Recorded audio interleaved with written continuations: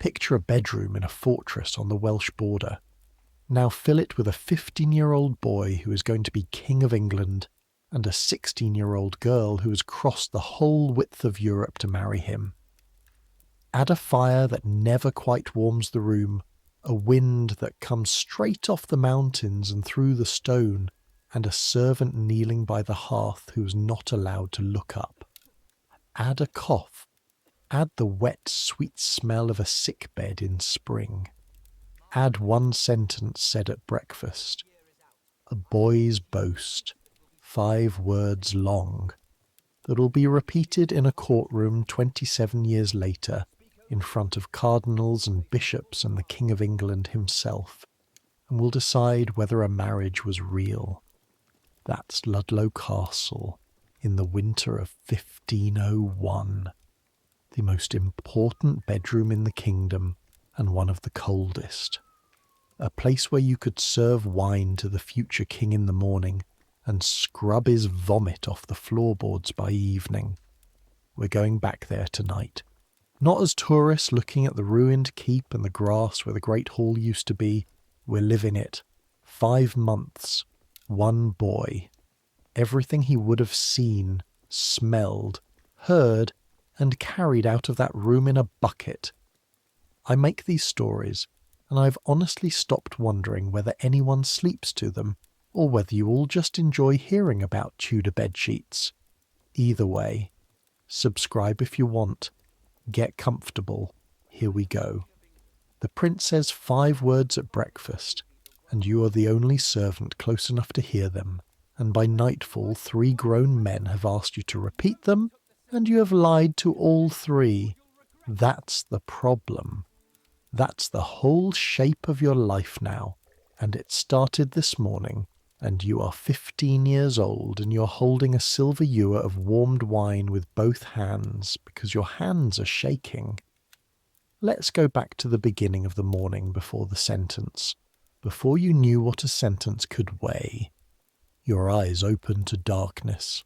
For half a second you have forgotten where you are, and then the cold tells you, this is London cold, which is different from home cold. Home cold is clean.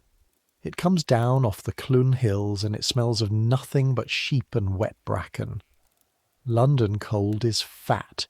It has coal smoke in it, and the Thames at low tide, and whatever the people 3 floors below did in the courtyard last night. You're lying on a straw pallet on the floor of an antechamber in Baynard's castle, which belongs to the king, and which the king has lent to his son and his son's new wife for the first nights of their marriage. Between you and the prince's bedchamber there is one oak door, 4 fingers thick, and you have slept with your back against it because that is your job. Your name is Gethin Powell. You're 15 years old. You were born on a farm above Clun, in the Marches, where the last English fields run out and Wales begins, and your father sells wool to the clothiers of Ludlow, and one of those clothiers knew a clerk, and that clerk knew a yeoman of the prince's chamber, and that is how a boy who has never owned a pair of shoes with buckles came to be sleeping across the doorway of the heir to the throne. You have been in the prince's household for 14 months. You are a groom of the privy chamber. That means you carry things: wood, water, wine, chamber pots, sheets. You carry things in and you carry things out, and you are meant to be invisible while doing either. You're not the only body in this antechamber. 3 other grooms are breathing in the dark around you, and one of them, Dickon, is snoring with his mouth open, and the whole room smells of 4 boys who slept in their clothes. Above that, there is the smell of the wedding. Yesterday was the wedding. Sunday the 14th of November, 1501. You were there if being at the back of a crowd of 10,000 counts as being there. St. Paul's Cathedral. They had built a wooden walkway through the whole length of the nave 6 feet high, so that the people could see the prince and the princess walk to the altar above their heads, like actors on a stage. It was covered in red cloth. The princess wore a white satin dress with the skirt stretched out on hoops, wider than anything anyone in England had ever seen a woman wear. The people around you did not know what to make of it. A farthingale, someone said. Spanish. They looked at her like she was a tent that had learned to walk. Her hair was loose down to her waist, reddish gold. She was 16. She'd been at sea for so long that her escort said she'd been sick for most of it. She'd come from a city called Granada, where oranges grow in the streets, to marry a boy who had never seen an orange tree. And she had done it because her mother, the Queen of Castile, and his father, the King of England, had agreed on it when she was 3 years old. And you carried the wine afterwards. You carried it to the feast in the bishop's palace, and you carried it up the stairs at Baynard's Castle in the evening, and you stood in the corner of the bedchamber while the Bishop of London blessed the bed, a great wooden bed with hangings of cloth of gold, and while the whole court, lords and ladies, bishops, the Spanish ambassador, the king himself, stood around it and watched the 2 children get in. That is what happens. The bedding is public. It has to be. A marriage is a treaty, and treaties need witnesses. Then they left, and you left, and the door shut, and you lay down against it. You heard nothing. You want to be clear about that, because by tonight it will matter. You heard the fire settle. You heard the prince cough. Twice. The same dry cough he has had since October. You heard the bed creak once when someone turned over. You heard nothing else. Now it is morning. You get up before the others, because the fire has to be made before the prince wakes, and the fire is yours. Your hands find the wood basket by feel. Split oak. The pieces as long as your forearm, the bark still on. Kindling on top. You ease the door open with your shoulder, an inch at a time, because the hinges of this door have a voice, and you have learned exactly how slowly it must move to keep them quiet. Inside the bedchamber it is warmer than the antechamber, but not much. The fire has gone to grey. You kneel on the hearthstone. It is cold through your hose. You lean in and rake the ash back with the iron, feeling for the red underneath, and there it is. A heart of orange no bigger than your fist. You breathe on it. You feed it splinters. Your fingers smell of ash and pitch. You feed it the small pieces and then the middle pieces, and then you lay one oak log across, and you sit back on your heels and you wait, because if you put on too much too fast it will smother, and then you will have to start again. And starting again in a royal bedchamber with the prince awake and watching is the sort of morning you do not want. The log catches. The room comes up out of the dark in pieces, the gold hangings on the bed, the Spanish chest with the iron straps that came off the ship, 2 pairs of shoes on the floor, his and hers are tiny, embroidered, with the toes turned up. Behind the hangings, the prince is awake. You can tell by the breathing. You keep your eyes on the fire. Gethin, your grace, water, hot, and bread. And is Willoughby up? Get Willoughby. Anthony Willoughby is one of the gentlemen, Sir Anthony's son. He is 19, and he is the prince's friend, which is a thing a groom is not and never will be. You go and get him. Now here is the moment. Here is where the day turns over. You come back with the water in a brass pan and the bread on a plate under a cloth, and you set them by the bed, and you go back to your fire because the fire needs you, and because a groom of the chamber stands by his fire until told otherwise. Willoughby comes in still lacing his doublet.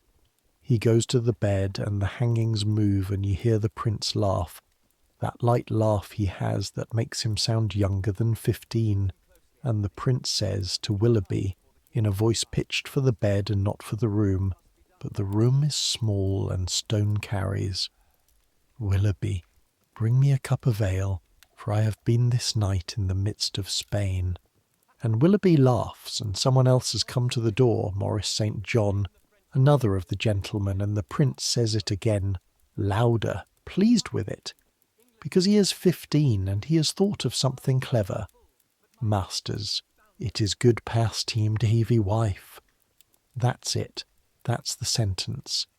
You're kneeling at the hearth with a poker in your hand and a face full of heat, and you have heard the future King of England boast that he has bedded his wife, and it is not your business, and you turn the log with the poker, and you say nothing. 3 men will ask you before dark.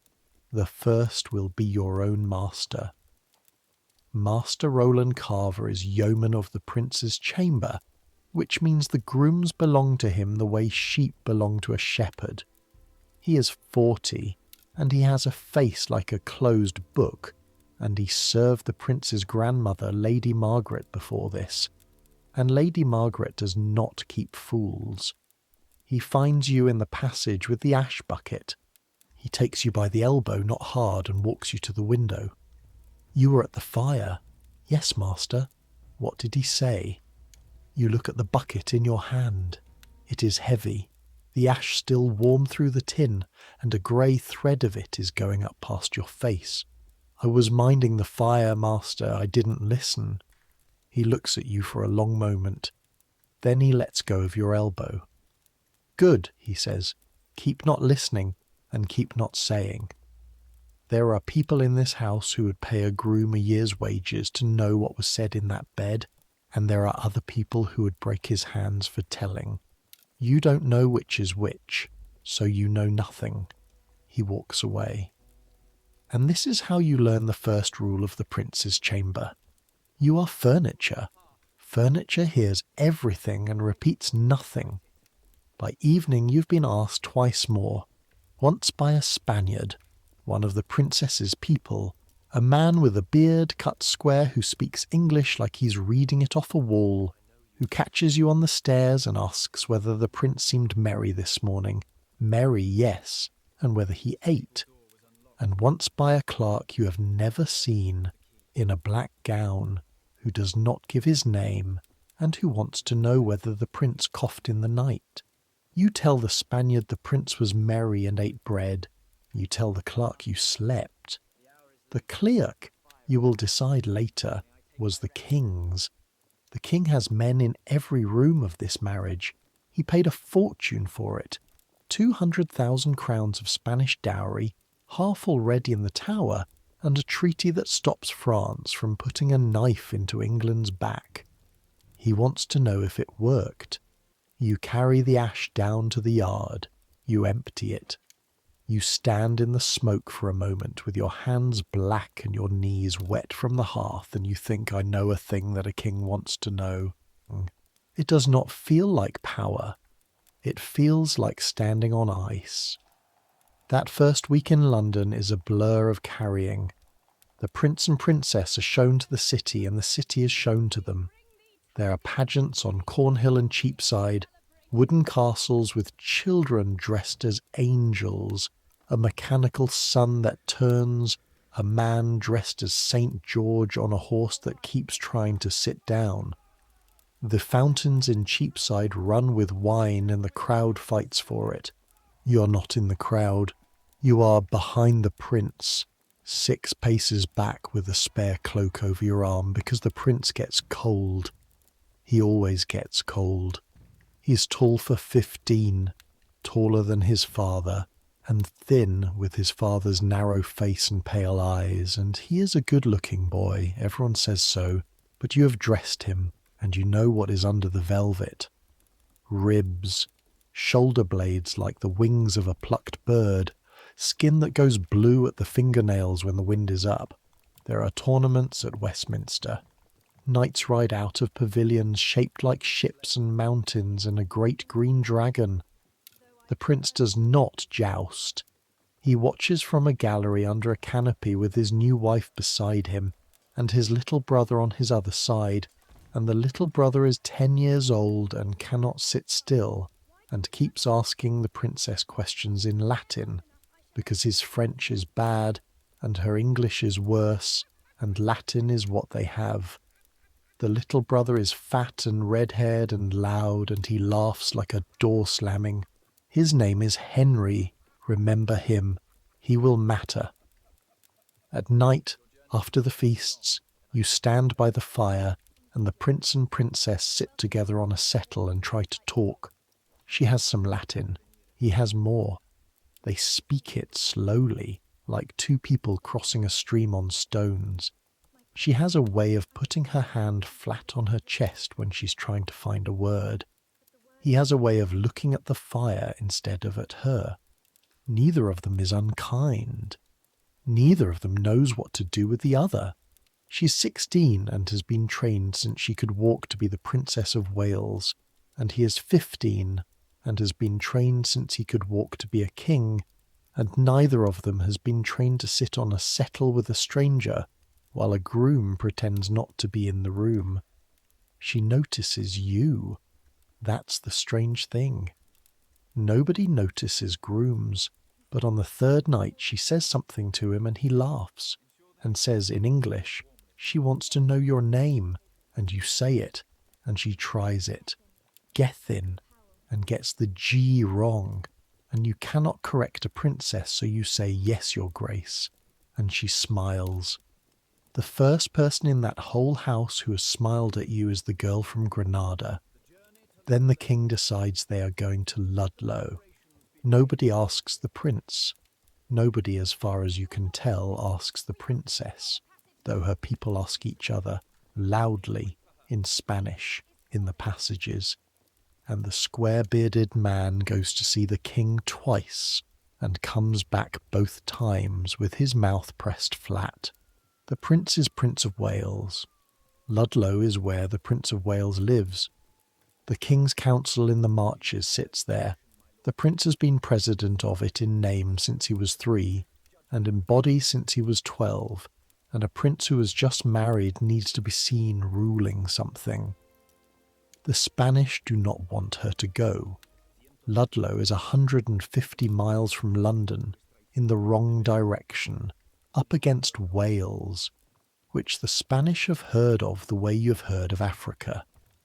Doña Elvira, who runs the princess's household, and who is built like a church door and speaks to everyone as though they have already disappointed her, says the princess is too young to live with her husband as his wife, that in Spain they would wait, that the boy is thin, that the boy coughs.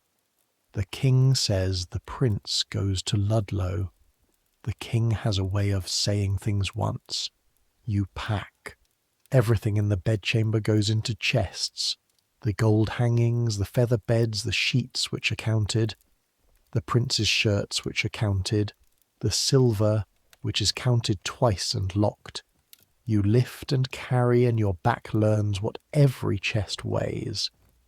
The Spanish chest with the iron straps takes 2 of you, and it is not the heaviest. A feather bed, rolled and roped, is heavier than it looks, and moves like a live thing when you get it on your shoulder.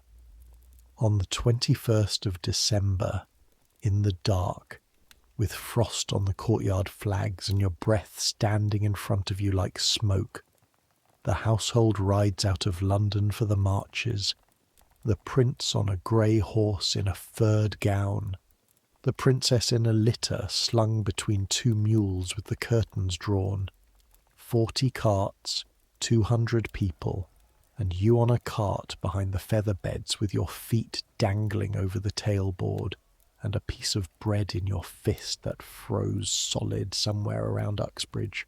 You're going home. That is the one thing about this that is good. Ludlow is 12 miles from Clun.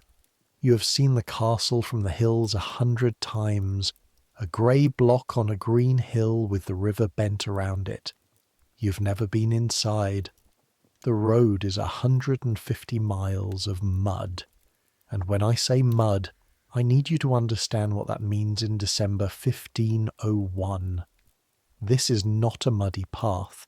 This is a road that has been a road for 1,000 years since the Romans laid it, and nobody has mended it since, and every cart in England has passed over it, and it is now a trench of brown paste 2 feet deep in places, with wheel ruts frozen at the edges into ridges like knives and thawed in the middle into soup. The carts go into the axles, the oxen go into the knee. When a cart sticks, and one sticks roughly every hour, everybody who can walk gets down and puts a shoulder to it, and you learn that the way to push a cart is not with your hands but with the whole side of your body, cheek against the tailboard, boots dug in, until the world is nothing but the smell of wet wood and ox and your own breath, and the thing moves an inch, and then another inch, and then it sucks free with a sound like a boot coming out of a bog, and everybody falls over. By the end of the first day you're mud to the hips. By the end of the second you have stopped noticing. Your hands crack across the knuckles from cold and wet and drying by fires and wetting again. The cracks go red, then white at the edges, and they sting every time you close your fist, and you close your fist every time you push a cart, so they never close. Dickens crack open the same way. You compare them at night like old soldiers. You sleep in inns, in barns, once in the nave of a church at Oxford, with the whole household lying on the flagstones between the pillars like a battlefield after the battle. The prince and princess sleep in the best chamber wherever there is one, and there is always one.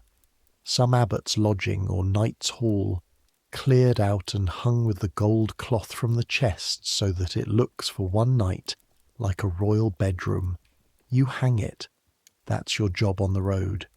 Get in ahead. Get the hangings up. Get the fire lit. Get the feather bed unrolled and warmed with a pan of coals run under the sheets, so that when the prince walks in wet and shaking, he walks into something that looks like London. He is shaking a lot. You notice this. Master Roland notices you noticing and gives you a look that says nothing, and you say nothing, but the cough is worse. He coughs in the litter. He coughs at supper. On the 4th night at Woodstock you go in to see to the fire late, and he is sitting up in the bed alone with a candle, and he looks at you, and his face is grey and shining, and he says, "Don't tell her I'm awake," and you say, "No, your grace," and you build the fire up higher than it needs to be, and you leave. The princess rides most of the way with her curtains shut.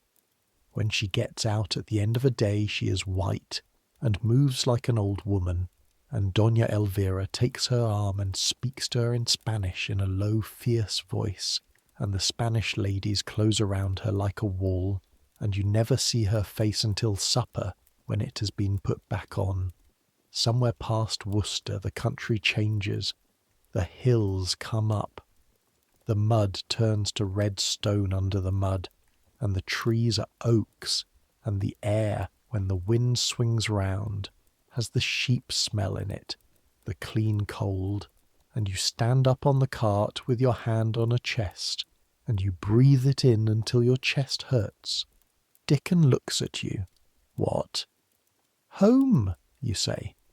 He doesn't understand. He's from Kent. On the last day the road comes over the shoulder of a hill, and there it is. Ludlow. The castle on its rock with the river Teme wrapped around 3 sides of it, and the town walking down the hill below in rows of roofs, and the tower of the parish church St. Lawrence, standing up over everything. The biggest church tower in Shropshire, taller than the castle keep, so that from here it looks like the town is holding up a finger. Smoke from 300 chimneys lying flat in the cold. The bells are ringing. They have seen the carts. It is the 28th of December, 7 days on the road. You have not been dry since the 21st. The prince rides in through the town gate on the grey horse with the furred gown pulled up round his ears, and the townspeople cheering, and he lifts one gloved hand and smiles. And from behind him, from the cart, You can see the smile does not go up into his eyes, and you can see the handshake. The princess's litter goes through the gate with the curtains drawn, and you go through the gate on a cart with a feather bed. Into the castle you've looked at all your life from the outside, and the gate shuts behind you, and the sound it makes on the stone is the sound of a door closing on a room you will not leave for 5 months. Before the road there were the London days, and I have run past them too fast, because there is one of them you should live properly, the day of the water, since water is half of what you carry, and you had never in your life until London seen so much of it in one place. They took the whole household by barge, once, in that first week, from Baynard's Castle down the Thames to Westminster for a feast. And it was the first time you had been on the river, and you have to understand that to a boy from the Clune Hills, a river is a thing you can throw a stone across, a thing lambs drown in and mills sit on, and the Thames is not that. The Thames at London is a moving street 1/2 a mile wide, brown and cold and crowded, and the whole city does its travelling on it, because the streets are choked and the river flows. There were hundreds of boats, wherries, the little 2-oar boats that carry ordinary people, darting across the current like water beetles. Great barges with awnings and liveried oarsmen carrying lords, tilt boats, fishing boats, barges piled with hay, with firewood, with stone, with barrels, everything the city eats and burns and builds with, coming up the river on the tide and going down on the ebb, because the river is tidal here. It runs up twice a day and down twice a day. Salt water pushed 100 miles inland from the sea, and you did not know water could do that. And when a waterman told you the river would run backwards in an hour, you thought he was making a fool of the country boy. And then it did. And there was the bridge. London Bridge. You had heard of it the way you had heard of the sea. It carried the only road across the river for the whole city, and it was not a bridge so much as a street thrown across the water, houses built along both sides of it, 4 and 5 stories, leaning out over the river and out over the roadway, so that to cross the bridge was to go down a dim tunnel of shops with the water roaring somewhere underneath. 19 stone arches, each one squat and massive, and the piers so wide and so close that they dammed the river, so that the water on the upstream side stood feet higher than the water below, and it poured through the narrow gaps between the piers in a smooth, fast fall. A rapid, right there in the middle of the city, and the watermen called it shooting the bridge to take a boat through those gaps, and they charged extra for it, and men drowned doing it, so that the saying went, the bridge was for wise men to go over, and only fools to go under. Your barge did not shoot the bridge. Your barge went to the landing above it, and everyone got out and walked round and got in again below, because a barge full of the prince's household was not going to be tipped into the Thames to save half an hour, and you were glad, gripping the gunwale, watching the water fall through the arches, thinking of the cold and the dark under there, and how a body would be carried away and never found. Even the wildlife of the river was grim. There were kites and ravens over the bridge always, because the heads were up there, the heads of traitors, parboiled and tarred and stuck on poles over the gatehouse, and the birds worked at them, and a waterman pointed them out to you as calmly as pointing out a church. So-and-so who rebelled, so-and-so who would not swear, up there feeding the crows, and you looked once and did not look again. It's that recent, that real. The men whose heads were on the poles had been alive a year or 2 before, walking about, and now the ravens had them, and nobody on the river gave it a second glance. You passed the tower on your left, going down, The great white keep the Normans built, the same Normans who built Ludlow, 400 years gone, and it sat by the water grey and enormous, and a waterman told you the prince's own great-uncle's sons had gone in there as boys and never come out. The two little princes, and you did not say that you slept in the rooms those same boys had lived in at Ludlow, because a groom does not chatter to watermen, but it sat cold in you. The two dead boys at both ends of your winter, the ones who went into the tower and the one who was going into the ground, all of them princes, all of them young, all of them gone, and you a live groom carrying wood between them. That was the day you understood what a city was, and why the prince coughed. 500,000 people, someone said, though nobody could really count them, packed along the river in a haze of coal smoke and sewage, the smell of it rolling out over the water, and every one of them breathing the same thick air, and a thin boy from that air taken up into the clean cold of the marches where you would think he would mend, and he did not mend, he got worse. And it was one of the mysteries the physicians turned over, why the change of air did not save him, and you had your own thought about it which you never spoke, which was that it was not the air, it was the cold, it was that particular castle, and that particular wind off Wales, and that particular room where the cold came through the stone, and that they had taken a boy who could not get warm in London, and carried him to the coldest bedroom in England and told him to get better there. But that is hindsight, and on the day of the water you knew none of it.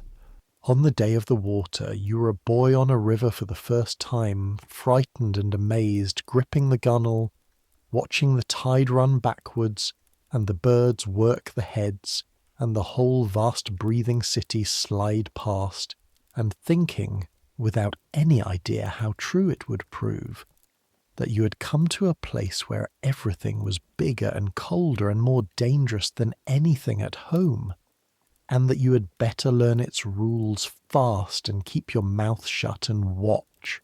You learned. You kept your mouth shut. You watched. It is the only reason you have a story to tell. Welcome to Ludlow Castle. The last week of the year 1501. Ludlow is not a palace. Ludlow is a fortress that has had a palace bolted onto the inside of it. The outer bailey is a great muddy yard you could run a fair in, with the stables and the smithy and the bakehouse and the walls going round like the walls of a sheepfold built by giants. The inner bailey is smaller and higher and older, with a keep from the time of the Normans, and a round chapel like a stone drum, and along the north side, backed against the cliff above the river, the range of buildings where you will live, the great hall, and the solar block, and the great chamber block, 3 stories each, with the prince's rooms on the upper floor of the last one. The men who built these walls were dead 400 years before you were born. The stone is red-grey and cold to the hand in a way that London stone is not, because it has never been warm. The prince's grandfather's men held this castle for the House of York in the wars. The prince's own great-uncle, King Edward, lived here as a boy, and his sons lived here after him, the 2 little princes who went to the tower and never came out. Their rooms are these rooms. Master Roland tells you this on the first night, flatly, as he shows you which door is which, and you think about it every time you go up the stair. The prince's lodging is on the top floor of the great chamber block, a presence chamber where he sits to receive people. Behind it the privy chamber where he sits when he does not want to. Behind that the bedchamber. And behind the bedchamber, down 3 steps through a door in the thickness of the wall, a small round room in the corner tower called the closet, with a window over the river where he goes to pray or to be alone, which for a prince is the same thing. The princess has her own lodging on the other side of the great hall in the solar block, and her people have made it Spanish. Carpets on the floor instead of rushes, cushions everywhere, a brazier of charcoal in a brass dish because the Spanish do not trust English fires, a smell of orange peel and something sweet burned in the brazier that fills the passage outside. Between her rooms and his rooms is the whole width of the great hall, 100 feet of cold stone, and whether she crosses it at night is a matter that will be discussed by ambassadors. The first thing you learn at Ludlow is the wind. There are 2 windows in the prince's bedchamber. One looks south into the inner bailey, and that one is fine. The other looks north, over the river, and the river is 100 feet down at the bottom of a cliff, and beyond the river is Wales, and the wind comes over Wales with nothing in its way, and it hits that window like a fist. The glass is good glass, small diamond panes set in lead, and the frames are oak, and the wind comes through anyway, not through gaps, through the stone. You can hold your hand flat against the wall beside the window and feel the cold pouring through it like water through cloth. So the fire in that room is not a fire, it is a war. You have a wood ration, 12 loads a day for the prince's rooms brought up from the yard, and a load is what one man can carry on his back in a rope sling, and you are one of the men. You go down the stair, out across the inner bailey, through the gate into the outer bailey, to the wood stack under the north wall where the woodward's boy loads you. Oak and ash split into quarters, the ash light and the oak like carrying stone, and you pull the sling over your shoulder and walk it back. 60 paces across the mud, 40 steps up. Every step the sling bites the same groove into your shoulder, and by the end of the first week that groove is a bruise the colour of a plum, and by the end of the second week the bruise has gone hard and yellow and you have stopped feeling it, which is worse. 12 loads. Every day. The fire in the bedchamber never goes out from the day you arrive until the day it is let die, and you will remember that day. The second thing you learn at Ludlow is the pot. The prince has a close stool, a box with a lid and a velvet seat and a pewter pan inside. You take the pan out in the morning and you take it out after dinner and you take it out at night, and you carry it down the stair with a cloth over it, and you empty it into the drain that runs down the cliff, and you rinse it in the trough, and you carry it back. This is not a small thing. This is the thing. A groom who has emptied a prince's pot knows what the prince ate, what the prince drank, whether the prince is well. The physicians ask you. The physicians ask you every day. Dr. Lineker, who is the prince's tutor as well as his physician, and who talks to you as if you were a thing that might turn out to be clever, asks you the colour and the quantity, and whether there was blood, and you learn the words for these things, and you learn to look. You learn that the prince's water in January is dark, and that Lineker's face does something when you say so. The princess's people ask you too, never Dona Elvira, who would not speak to a groom if the groom were on fire, but the square-bearded man who is called Alcaraz and who is her physician catches you at the trough on the 4th morning and asks in his flat, careful English whether the prince has made water in the night, and how, and you say, "I'm the fire, sir, not the pot," which is a lie. And he looks at you like a man who has been lied to before and has learned to wait. Everybody in this castle wants something from the prince's body. His father wants a grandson out of it. The Spanish want proof it has been used. The physicians want to know why it is not thriving. And the prince wants, as far as you can tell, to be left alone with a fire and a book and his dog, which is a red spaniel called Ash, that sleeps on the bed and is the only creature in Shropshire that does not report to anyone. Christmas is kept. It has to be. The prince holds court in the great hall for the 12 days, and the lords of the marches come in from their castles, Croft and Cornwall and Blount and the rest.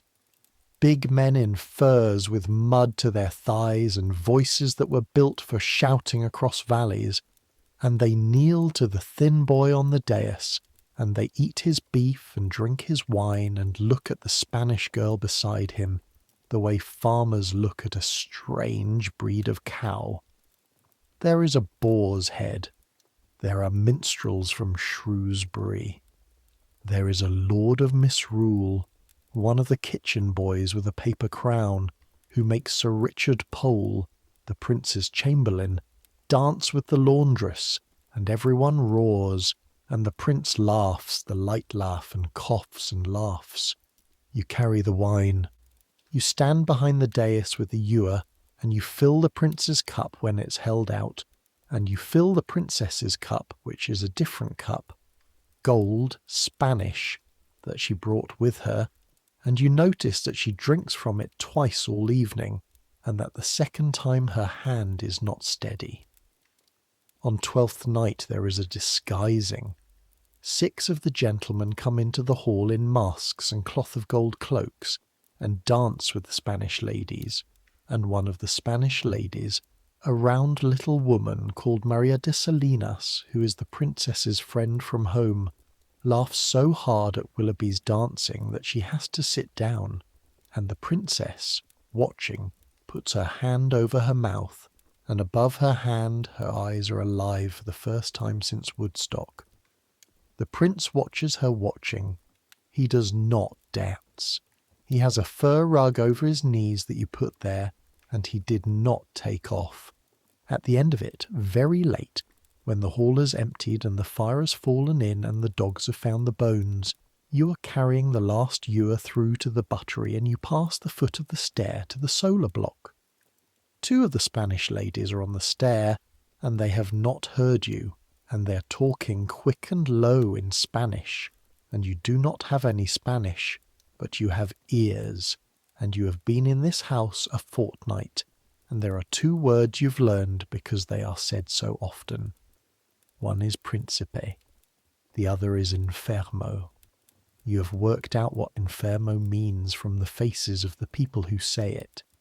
You go on to the buttery, you set the ewer down, your hands are cold, the ewer has left a wet ring on the board and you wipe it with your sleeve. After 12th night the castle empties and the winter comes down properly. Now you learn the day. Every day for 4 months is the same day, and the same day is this. You wake before the light, on your pallet across the bedchamber door, with the other grooms breathing around you. The first thing you feel is the cold on your face. The second thing is your hands, which have stiffened in the night, and you have to work them, finger by finger, the cracks opening and stinging until they will hold a log. You go in, you build the fire, you go out, you go down for water. There is a well in the Inner Bailey, 60 feet deep, and the bucket comes up on a chain, and in January the chain is so cold that if you take it in a bare wet hand the skin sticks and tears, so you learn to keep a rag round your fist. 2 buckets up the stair. One goes on the fire in a brass pan to heat. One stays cold for the prince to wash in, because he was taught that cold water in the morning is good for the body, and he does it every day, standing naked on a cloth by the fire with his ribs showing and his skin going blue, splashing it over his face and chest while you hold the towel and look at the wall. Then you dress him. Shirt which you have warmed at the fire, hose which he steps into with a hand on your shoulder for balance, and his hand is light like a bird landing. Doublet, gown. You lace and tie and buckle, and your fingers are clumsy with the cold, and his are worse. And there is a morning in January when you cannot get the points of his hose tied, because your knuckles have split and are bleeding onto the white linen, and he looks down and sees it, and he says, "Gethin, your hands," and you say, "It's nothing, your grace," and he says, "Get some of the goose grease from the kitchen," and then, "Tell them I said," and you say yes, and you do not go, because a groom who goes to the kitchens and says the prince sent him for goose grease is a groom that the kitchens will remember, and being remembered is the one thing a groom cannot afford. Then the prince goes to the chapel and then to the presence chamber where the council sits. Grey men with papers who have been governing Wales in his name since he could not read, and he sits at the head of the table and signs what they put in front of him, and asks questions that they answer politely, and you stand by the fire in that room now, because that is where the fire is, and you feed it, and you hear about sheep stealing in Montgomery and a murder at Prestane, and a dispute about tolls at Bishop's Castle, and you learn that Wales is governed by 12 tired men in a cold room in a castle, and that the Prince of Wales is a boy who has never been further into Wales than the river he can see from his window. He is good at it, is the thing. That surprises you. He listens. He remembers what was said last week, when old Sir William Uvedale tells the same story about the Radnor toll twice. The prince says gently, "You told us this on Tuesday, Sir William. Has it changed?" And the table goes quiet, and then someone laughs, and Sir William goes red, and the prince smiles at him so kindly that he cannot be offended. Master Roland by the door does not move a muscle, but afterwards on the stair he says to no one in particular, "His grandmother," and you understand that this is praise. Dinner is at 11.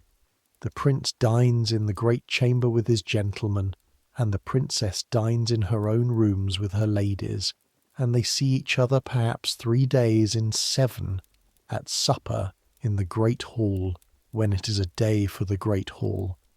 On the other days they do not see each other at all. He does not send for her. She does not come. Dona Elvira, it is said, does not permit it. The king, it is said, wrote to Dona Elvira before Christmas about what he expected, and the king's letter was read to the princess, and the princess said nothing, because she is 16 and a long way from home, and there is nothing to say. You do not know whether she comes to him at night. That is the truth, and you will be asked, and you will hold on to the truth because it is the only thing you have. The bedchamber has 2 doors. One you sleep across. The other is the door into the closet, and the closet has a stair down to the chapel. And a princess who wanted to reach her husband's bed without passing a groom could do it that way.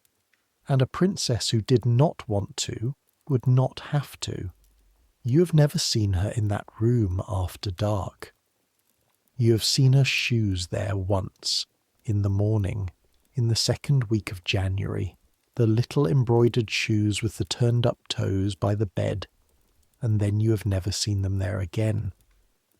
The afternoons are lessons with Linacre in the privy chamber, Latin and Greek, and a book about the body with pictures of the veins, and the prince reads well and writes fast and coughs, and then supper, and then the fire built high for the night, and then the pot, and then the door, and your back against it, and the dark.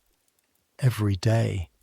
The stair, the wood, the water, the chain, the pot, the trough. Your shoulder goes hard. Your hands crack and crack again. You stop being a boy from Clun and become a pair of hands that belong to a room. And the room is not well. There is a night at the end of January when you wake because the breathing has changed. You have been sleeping across this door for 2 months, and you know the sound of the room behind it, the way you know your own heartbeat. The fire, the dog, the prince, on his back, slow. Tonight the prince is not slow. He is fast and shallow, and there is a catch in it, a wet click at the top of each breath, and then a cough that goes on and does not clear. You go in. You're not supposed to go in unbidden. You go in. He is sitting up. The candle is out and the fire is low, and in the red light his face is wet, hair stuck to his forehead, and he is holding the bedclothes in both fists, and the dog is standing on the bed with its ears flat. "Your Grace."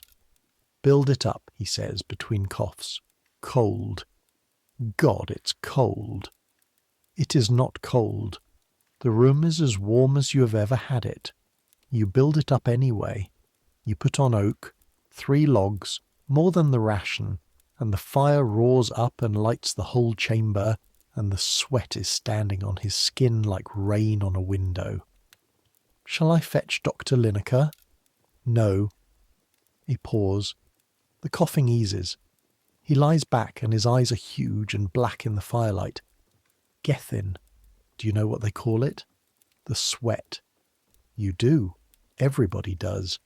The sweating sickness came to England with his father's army in 1485, the same summer as the crown, and it has come back 3 times since.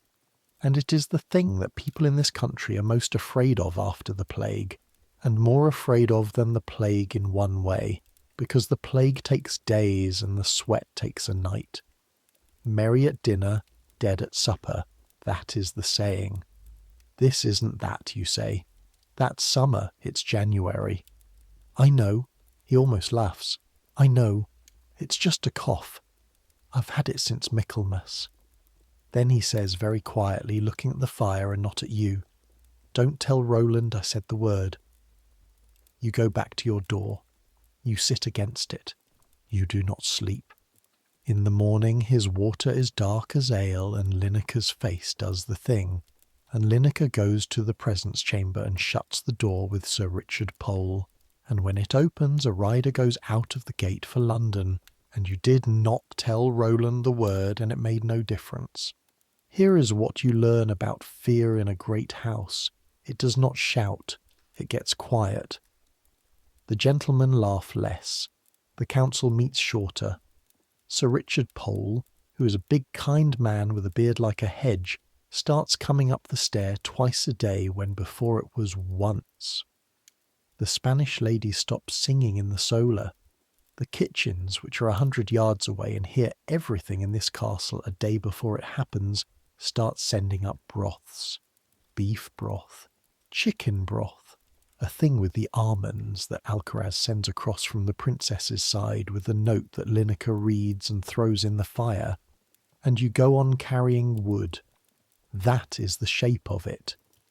The Prince of Wales is dying by inches in a room at the top of a tower, and the whole machinery of the household goes on around him exactly as it did, because it does not know how to do anything else, and because stopping would mean saying it, and nobody can say it. He gets better in February. That happens. He comes down to the hall for Candlemas, thin as a rake but upright, and watches the candles blessed, and afterwards there is a supper, and the princess sits beside him and says something in her slow Latin, and he answers, and for a moment they are 2 young people talking at a table, and Willoughby, watching, says to St. John under his breath, "There you see," and St. John says nothing. In the 2nd week of February, on a bright hard day with frost on the Bailey, the prince goes hunting. Lineker says no. Pole says no. The prince says he is Prince of Wales, and he will ride in his own forest, and he is 15, and has been shut in a room for 6 weeks, and there is nothing anyone can do. So they saddle the grey and put him in the furred gown, and off he goes, out over the bridge into the woods above the river, with a dozen gentlemen and the hounds, and you stand in the gate and watch them go with the cold sun on the frost and the breath of the horses standing in the air, and it is the most alive you have seen him since the wedding. They are back in 3 hours. He cannot get off the horse. Pole lifts him down like a child. 2 days later, a letter comes from the king. Sir Richard reads it in the presence chamber and comes out white, and Roland goes in and comes out and finds you. The princess is to come to the prince's rooms, Roland says, for supper, every night that he is well enough. The king's order, and she is to be seen going. Seen? By the Spanish, by us, by everyone. He looks at you. Understand me. You are to see her going in. You're not to see anything else. If anyone asks you at any time for the rest of your life what you saw a door. Yes, master. And Gethin. He puts a hand on your shoulder, on the hard place where the sling goes, and you flinch, and he feels you flinch and takes the hand away. The prince asked after your hands. Go to the kitchen, get the grease. Tell them the yeoman sent you. You go. You get the grease. You rub it into the cracks that night by the fire, and it stings, and then it stops stinging, and the smell of goose fat mixes with the smell of oak smoke and sweat, and you sit there with your shining hands held out to the fire, and the prince asleep behind the hangings, and the dog asleep on the prince, and you think, he asked after my hands. You do not know yet that this is the last thing anyone will do for you in this house for a long time. There is a thing you have not told you about yet because you have been busy carrying wood, and it is the town. Once a week, if the weather lets you and Roland lets you, you're sent down into Ludlow for the household. Candles from the chandler on Broad Street, a repair from the cordwainer, a pot from the smith, and the walk down out of the castle gate and through the town is the 1 hour in 7 days that you're not a groom and you take it slow. Ludlow is a planned town. The men who built the castle laid it out below the walls in a grid, straight streets crossing straight streets, which no town grows into by itself, and the wool trade made it rich. Broad Street runs down the hill from the market to the broad gate in the town wall, the last town gate in Shropshire with its gatehouse still whole, and it is lined with the houses of the wool merchants, timber and plaster, 3 stories, each floor pushed out further than the one below, so that the top stories of the houses on either side almost touch above the street, and you walk down the middle of it in a kind of wooden canyon with a strip of grey sky at the top. The overhang keeps the rain off. It also keeps the light out, so that even at noon Broad Street is dim, and the shops burn rushlights, and the smell is wood smoke and wet wool, and the tan pits down by the river, and, from the cook shops, the good hot smell of pies. The church stands over all of it, St. Lawrence. You go in once, out of the rain, and it stops your breath, because it is bigger inside than the castle hall, a great barn of light with a roof so high the top of it is in shadow, and the tower goes up 135 feet, the tallest thing for 20 miles built by the wool money, because the men who grew rich on March's wool wanted God and everyone else to know it. The bells you heard from the cart hang in that tower. There are 8 of them. They ring for mass and for the dead and for the hours, and when the wind is from the town you can hear them in the castle, and you have already learned, lying against the bedchamber door, to tell the passing bell, the slow, single stroke that means a soul has gone from all the rest. The masons who raised that tower, the chandler tells you, weighing your candles, some of them were the same men that worked the castle chapel, my grandfather's time. He carried mortar for them as a boy. He ties the candles with a twist of the same cord you carry wood with. 100 years near enough, not long.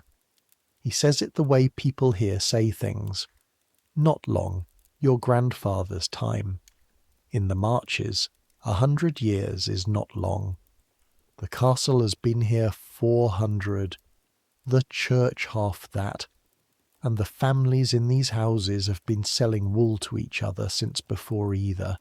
It's that recent, that real. You buy a pie with a farthing of your own, once, and eat it standing in Broad Street with your back against a merchant's wall and the grease running down your wrist inside your sleeve, and it is mutton and it is hot, and it is the best thing you have eaten since Clun. And a woman going by with a basket of eggs looks at you and knows you for castle by your livery, and looks away, because castle servants are half a step above town servants, and everyone knows exactly where the step is. That is the other thing you learn in the town. There is no such thing as no rank. You thought, coming from a farm, that a farm boy was the bottom. There is no bottom. There is always a step below and a step above, and the whole world is people standing very carefully on their step, and a groom of the prince's chamber is a long way up from a Clun farm boy, and an unimaginable distance below the prince, and the distance is the point, and the distance is the whole of your life. On the way back up the hill you pass the town jail under the broad gate, and a man's hand is out through the bars, palm up, and a voice says, "For the love of Christ, a crust." And you have half a pie left in your sleeve, and you give it to the hand, and the hand takes it without a face ever appearing, and you go up to the castle with your empty sleeve and your grease-shined fingers, and you do not know why you did it, except that the hand looked cold. Ludlow is not a gentle place, but it has soft corners. The castle has none. Back in the castle, the world has narrowed again to the top of the stair. February goes out and March comes in, and March in the Marches is not spring. March is the worst of it. The snow that fell clean turns to a brown slush in the bailey that never dries and never freezes hard, and the wind swings round to the east and comes off the Clee hills with sleet in it, and the river below the north window runs high and loud and brown, and you can hear it in the bedchamber under the wind, a deep steady roar that never stops day or night, so that the whole tower feels like it is standing in a moving thing. The prince holds. That is the word Linacre uses, holding, and you come to hate it, because it means neither better nor worse. It means a boy in a bed at the top of a tower burning through your 12 loads of wood a day, and eating almost nothing, and being read to in Latin by a man who is watching him the way you watch a fire you are not sure will catch. He is not always in bed. On the good days he sits by the fire in a chair with a dog on his feet and a book, and he has you actually sit on the hearthstone which no groom sits, and he reads to you, not because he thinks you can follow the Latin, because he wants to hear his own voice in the room, and he cannot read to the gentleman who would report that the prince was weak, and he cannot read to the physicians who would take his pulse, and he cannot read to the princess, because when she is in the room they sit in a careful silence that neither of them knows how to break, but he can read to a groom, because a groom is furniture, and furniture does not judge. So you sit on the warm stone with your cracked hands open to the fire, and he reads you Latin you do not understand in a light, clear boy's voice. And the dog snores, and the river roars below, and it is, God help you, the happiest hour of your day. Once he stops reading and looks at you and says, "Do you have a mother, Gethin?" "Yes, your grace." "Where?" "Clun, your grace. 12 miles. 12 miles. He turns the word over like it is a strange coin. He has a mother in London he sees 4 times a year, and a mother-in-law in Spain he has never met, and a groom with a mother 12 miles away is, to him, a kind of wealth. "Does she know you sit by my fire?" "I don't write, your grace, and she doesn't read." He looks at you for a moment, and then he laughs. The light laugh, but softer, and he says, "Neither of us is as grand as we look then," and goes back to the book, and you have to look very hard at the fire, because a groom does not weep in the prince's chamber, and you very nearly do. That is the thing nobody tells you about serving a dying boy. He is kind. He was raised to be a king, and kings are not raised to be kind, they are raised to be obeyed. But this one, this thin coughing one, is kind. and the kindness is worse than cruelty would be, because you cannot keep your distance from it, and you're going to lose him. And everyone in this castle knows it now, except perhaps him, and possibly including him. Toward the end of March he cannot get up at all. It comes on in a day. He's up on the Tuesday reading by the fire. On the Wednesday he does not want to leave the bed. On the Thursday there is a heat coming off him you can feel from arm's length when you lean in with the fire, and his lips are cracked, and there is a smell in the room now under the wood smoke, a sweetish, wrong smell, the smell of a body burning itself, and you know it, because a lamb smells like that when it is dying, and you have pulled dead lambs out of ewes in the Clun cold with your father's hand guiding yours. They shut the north window shutters against the wind, and the room goes dark in the day. Candles now, day and night, and candles are the princess's side's department, and they come across from the solar in boxes, good wax, and you set them and trim them, and the room fills with the low gold light of a chapel. Linacre does not leave. He sleeps, when he sleeps, in the chair. Alcaraz comes, the Spanish physician, and the two of them stand at the foot of the bed and speak in Latin over the boy as if he were a text they disagreed about, and the prince between them breathes. The physic is the physic of the age, and you carry it. You carry basins for the bleeding, and you hold the bowl while Linacre opens a vein in the thin white arm and the blood runs dark and slow, and you carry it down and empty it and rinse the bowl and carry it back up. You carry the clysters, and you do not want to tell you what a clyster is, but a groom carries what a groom is given. You carry hot stones wrapped in flannel for his feet, which are always cold now, even when the rest of him burns. You carry away the cloths. You carry away the pot, which is the worst of it now, and you look, because Linacre still asks, and you still tell him, and what you tell him makes his face do the thing every single time, and you carry wood. Still 12 loads. More. Because the one thing the prince asks for in the little breath he has over and over is that it is cold. Build it up. It is so cold, and it is not cold. The room is like an oven, but you build it up because it is the only thing he asks for that you can give, and you go down and up, the sling cutting the old groove in your shoulder, your hands past cracking now into a kind of numb bleeding you have stopped feeling, and you feed that fire like feeding it will help, and it does not help. The princess comes.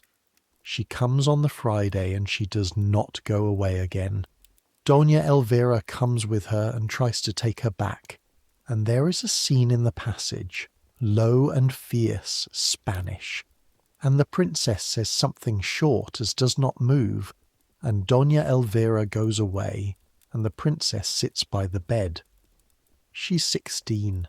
She's going to be Queen of England one day, though not the way anyone in this room imagines, and right now she's a frightened girl in a dark room holding the hand of a boy she's been married to for 4 months and has barely spoken to, and she holds it, and she does not let go, and she prays in Spanish under her breath, the same words over and over, and you, coming and going with the wood and the water and the cloths, come to know the shape of the words without knowing their meaning, the way you know the passing bell.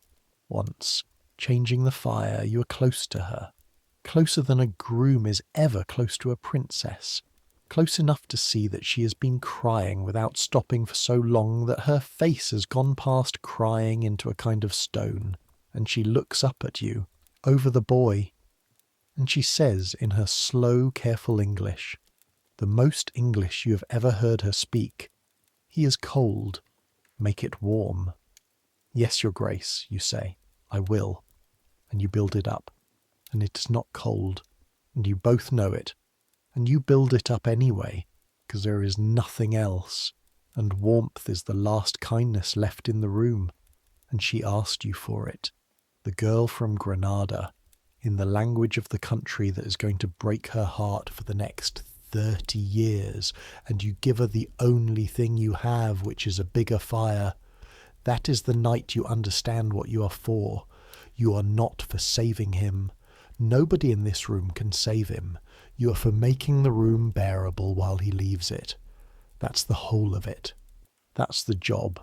Go back with me, before the end, into the ordinary weeks, because a story that is only deathbeds is not a life, and you lived a whole strange winter in that castle that was not all dread, and the dread means nothing if you do not know what it was eating into. Take the food because you carried it and you watched it and you were mostly hungry beside it. The prince ate like a prince, which is to say, a great deal was cooked and carried and set before him, and almost none of it was eaten, especially toward the end. The kitchens at Ludlow are a building to themselves down in the inner bailey, with hearths you could roast an ox in, and roast an ox in they did, on the feast days, and the whole bailey would smell of it, and you, carrying wood past the kitchen door with your stomach folding in on itself, would get the full blast of it, roasting beef and baking bread and something sweet with honey and saffron, and you would go up the stair to set it in front of a boy who turned his face away. That is the contrast that lived in that castle every day. Below in the kitchens and the hall, abundance, a table that groaned, more meat in a day than Clun saw in a month, swans and herons and a whole roast pig and manchet bread so white and fine it was almost sweet, and above, at the top of the stair, a thin boy who could not eat, in a room that smelled of blood and wax, and you the thread that ran between the two, carrying the good hot food up and the untouched plates, and the covered pot down, up and down, between the feast and the sick room, all day, every day. You ate the leavings when you were allowed, cold, standing up in a passage, and you were glad of them. A groom does not sit to eat. A groom eats what comes back down, on his feet, quickly, before the next thing must be carried. Take the cold, because I have told you about it, but I have not told you all of it. The cold in that castle was not weather. It was a presence. It lived in the stone. On the worst mornings, the inside of the north window was furred with ice. On the inside, ice you could scrape with a fingernail, and the water in the ewer you left overnight had a skin of ice on it you had to break, and your breath in the prince's bedchamber stood in the air as plainly as it did outdoors, and the fire, the great fire you fed all day, warmed a circle 6 feet across in front of it, and did nothing at all to the corners of the room, so that the prince, wrapped in furs in his chair, sat in a little island of heat in a sea of cold, and you stood at the edge of the island feeding it, warm on the front of you and frozen down your back, always half warm and half frozen, which is its own particular misery that you never quite got used to. Take the sounds, because a castle in winter is never silent, and you learned every voice of it lying awake against the door. The wind, first and always, in its dozen tones, the high whistle through the arrow slits, the low boom against the north wall, the rattle of the shutters, the river under everything, that steady roar rising when it rained until it filled the whole tower, the bells, the town bells for the hours, and the castle chapel bell for the offices, the dogs in the kennels below, the watch on the walls calling the hour, all's well, through the night, a lie by the end, nothing was well. The prince's cough, which you could hear through 4 fingers of oak, and which you came to listen for in your sleep the way a mother listens for a child, so that a night he did not cough woke you more surely than a night he did. And under all of it, when the wind dropped, and the river was low and the bells were still, the enormous cold silence of the hills, pressing in on the little lit box of the castle from every side, patient, indifferent, old. And take the people, because a castle is a village under one roof and you came to know them all. Master Roland, who never smiled and never lied to you and taught you the one lesson that kept you safe. Sir Richard Pole, the chamberlain, big and kind and out of his depth, who lifted the prince off the horse and broke his staff over his knee without a muscle moving in his face.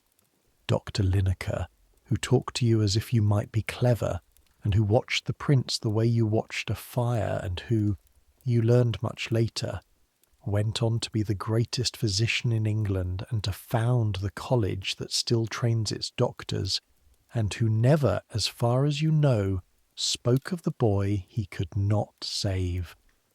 The Spanish, sealed in their own world of orange peel and prayer, who suffered in a strange cold country for a girl they loved and could not help, and the girl herself, Catherine, who was 16 and frightened and far from home, and who told a groom to make it warm, and who would go on to be one of the most stubborn and dignified and immovable women ever to wear the crown of England, and who is a story for another night, a long one, because her hard part was only beginning when your part ended. You did not know any of them were important. That is the thing about being furniture. You are in the room when history happens, and it does not look like history. It looks like a cold Tuesday, and a boy who won't eat his broth, and a fire that needs building up. The bell rang. The boy died. The staff broke. Those are the moments the histories keep. The wood, the cold, the pot, the hands, the standing up meals, the ice on the inside of the glass, the smell you breathed through your mouth, the whole vast weight of ordinary carried labour that held the great gold room together, while the great people in it lived and died that they leave out. That was yours. That was the part only you could tell, and now you have. There was one more public day, before the last one, that you should carry out of that castle, not a feast, a market. In the middle of March, before the prince took his final turn, on a clear cold morning, Roland sent you down into Ludlow on the ordinary errands, candles and amend, and it happened to be the great spring fair, the one the town holds under a royal charter that is older than the Tudors, older than the Yorkists, older than anyone can rightly say, and the market square was a solid mass of people and beasts and noise. The whole of the marches come in to buy and sell. Sheep in hurdle pens, hundreds of them, the smell of them, home to you. Cattle, Welsh drovers down from the hills with their little black cattle and their hard little ponies speaking Welsh, which you have a few words of from the Clun side, enough to greet a man and buy a pie. Horse-cuppers shouting the virtues of screws that would be dead by summer. A tooth-drawer with a little drum, drawing teeth in the open air for a farthing, the patient roped to a chair and the crowd watching, and the tooth held up bloody on the pincers to a cheer. A ballad seller with printed sheets. The new thing, printing songs and stories a penny a sheet, and you cannot read, but you stand and listen to a boy read one out, a tale of a giant and a hill, and the crowd throws farthings, and over the whole loud human crush, up on its rock, grey and silent, the castle, with its one lit window at the top of the tower, where a boy lay dying, and not one soul in that shouting, buying, tooth-drawing, ballad-singing crowd knew it, or would have stopped if they had. The fair went on. The fairs always go on. That is not cruelty. That is the world. The great die in their high rooms, and the market fills the square below, and the two do not touch, and a groom stands between them for an hour with a farthing pie, belonging fully to neither, and then climbs back up the hill to the dying, because that is where he is owned. You bought your mother a ribbon at that fair, a red one, a penny from a peddler's tray. You carried it up to the castle in your sleeve, and you kept it through everything that came after, through the death and the watch and the funeral, and you carried it home to Clun in May, and you gave it to her, and she wore it, an old woman's red ribbon in her grey hair, until it fell to pieces. It was the only thing you brought out of that whole winter that you had chosen yourself. Everything else you carried because you were told to. The ribbon was yours. Keep that. When the rest of this fades, as it will, keep the ribbon. Let me take you up out of the tower for a moment, because you need the height, and because there is one morning you climbed for no reason but to breathe, and you have never forgotten it. It is the 3rd week of March, before the worst of it, on one of the prince's better mornings when Linacre has sent you away to sleep and you cannot sleep. You go up. The great chamber block has a stair in the corner that keeps climbing past the prince's floor, up to the leads, the flat roof behind the battlements where the plumbers walk to clear the gutters. Nobody stops you. It is barely light. You come out onto the leads with the wind hitting you so hard you have to hold the parapet, and you look out, and the whole world is laid at your feet, and for the first time since Christmas you can see further than the wall of a room.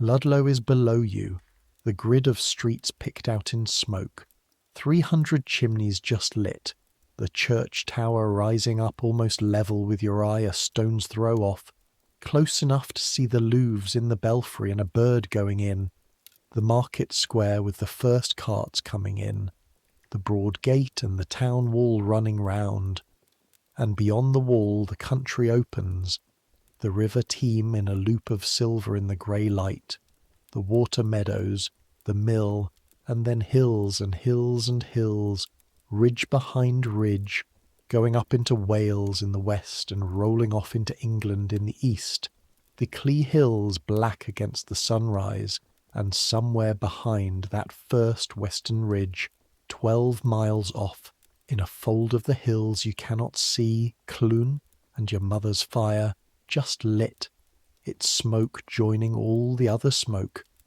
You stand there a long time. The cold comes through your clothes and you let it. From up here the castle is not a warm gold room full of quiet dread. It is a grey stone box on a rock, one of 100 such boxes scattered through these hills, each one holding its handful of lives, and the hills do not care about any of them. The hills were here before the castles, and will be hereafter, and there is something in that thought that is not comforting exactly, but is steadying, the way cold water is steadying. The men who built this castle, who laid these leads under your feet, are 400 years dead. The prince who is dying below you will be dead within the fortnight, and you do not yet let yourself know it. His little brother, the fat red-haired boy who asked the princess questions in Latin, will be king instead, and will marry this same Spanish girl, his brother's widow, and will spend 20 years trying to be rid of her, and the whole question of whether she was ever truly his brother's wife, the question that turns on 5 words said at a breakfast you were kneeling beside, will crack England off from Rome and burn men at the stake and remake this island forever. You do not know any of that up on the leads in the March wind. You're a boy who came up to breathe, but it's all already in motion, below you, in that gold room, and you are one of the few living people who will ever be able to say what he heard through a door. A bell starts in the church tower, not the passing bell, the ordinary bell prime calling the town to the day, and under it, thin, from the bailey below, you hear your name, Roland. Wanting wood, you go down. You go down the stair, out of the wind, back into the warm gold dread, and you pick up the sling, and you go and get the wood. The end comes on the 2nd of April, 1502, a Saturday. You're not in the room when it happens, and you will be glad of that for the rest of your life. and ashamed of being glad. You're on the stair with a load of wood. You've been up and down all night. Near dawn the sounds in the room change. The breathing you know so well goes ragged and then slow, and then there is a gap in it, a long gap, and then a longer one, and then the princess's voice, not loud, saying one word in Spanish over and over, and then Linus's voice, low, and then a silence with no breathing in it at all, and then the passing bell, not from the church. From the castle chapel first the little bell, rung by the chaplain who has been waiting, and then, a few minutes later, taken up by the great tower of St. Lawrence down in the town. The deep single stroke, once, and a wait, and once, and a wait, rolling out over the roofs and the river and the water meadows and the hills, telling 20 miles of the marches that Arthur, Prince of Wales, first son of the king, the boy who was going to be King Arthur II and refound the age of gold, is dead at Ludlow at 15 years old, 5 months married, of a wasting fever in a cold room in the spring. You are on the stair with a load of wood on your back when you hear it. You do not put the wood down. You do not know what to do with yourself, so you do the only thing your body knows, which is to carry the wood up. You carry it up to the door of the bedchamber and you stop because the door is open and you can see in, and you should not look, and you look. The princess is on her knees by the bed with her face in the covers and Maria de Salinas kneeling over her with both arms round her. Linacre is standing at the window. He is just unshuttered, and the grey morning light is coming in on the bed. And on the bed is a thin boy who looks like he is sleeping, except that his chest is not moving, and the dog, the red spaniel, is lying against his side and will not be moved, and someone will have to carry it out later, and it will be you. And the fire is roaring. You built it up an hour ago. It is the biggest fire that room has held all winter, and it is throwing its heat at a boy who cannot feel it any more, and that is the thing that undoes you, standing in the door with the wood on your back, not the body, the fire, the great, useless, generous fire you built for a dead boy, because a princess asked you to make it warm. Roland's hand comes down on your good shoulder and turns you and walks you back down the stair, and takes the wood off you at the bottom and stacks it against the wall and says quietly, "Not today. There'll be no more fires in that room. Let it die." And that is the day the fire in the bedchamber goes out, the one you promised you would remember. The 11 days between the death and the burial are their own long dark tunnel, and you should not pass them in a sentence, because you stood in them 4 hours at a time in the deepest part of the night, and they marked you more than the death itself.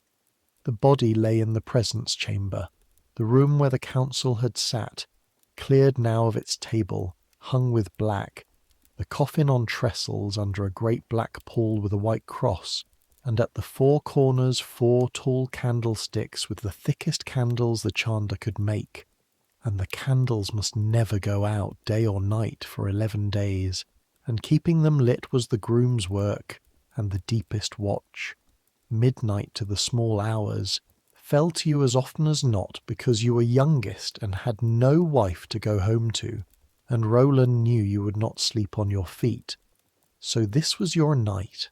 For 11 nights you stood at the corner of your dead prince in a room lit only by the 4 flames, and you trimmed the wicks when they guttered, reaching up with the little scissors, careful because a candle that smoked would stain the pall, and a candle that died would be a scandal, and you kept them straight, and you kept them lit, and you kept the watch.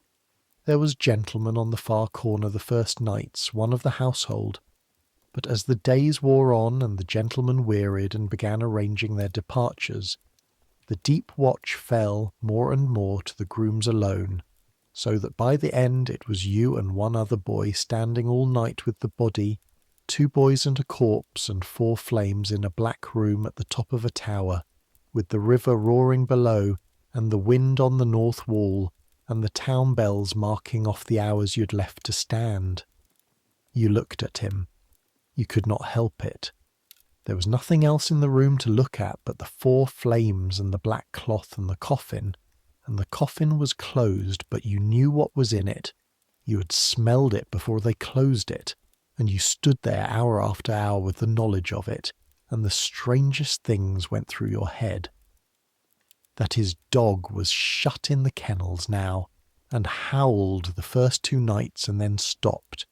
That his books were still stacked in the privy chamber where he had left them, a scrap of paper marking his place in the one he had been reading to you from, and no one would ever turn that page.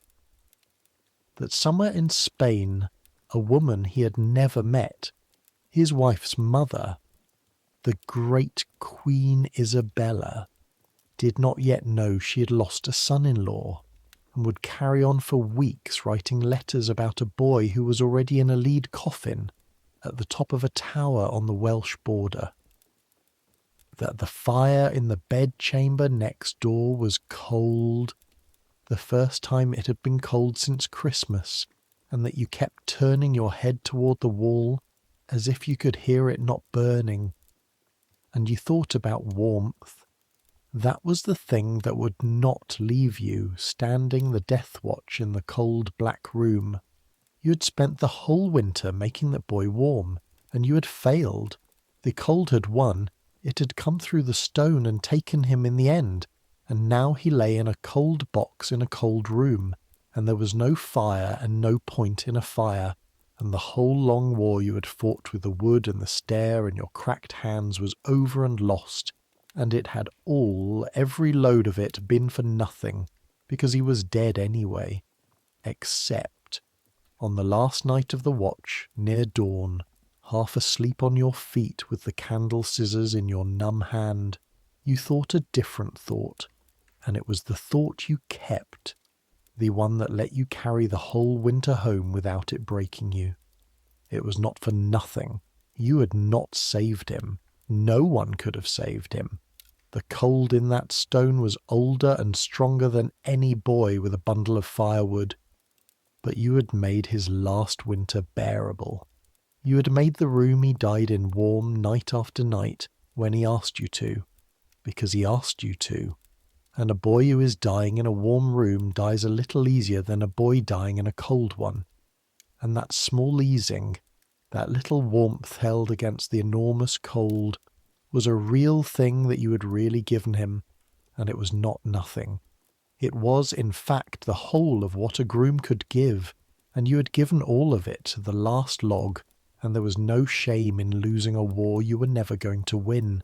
There was only the warmth you'd made along the way. You have thought that thought 1,000 times since, on 1,000 cold mornings, working your stiff hands finger by finger, before building up your own fire.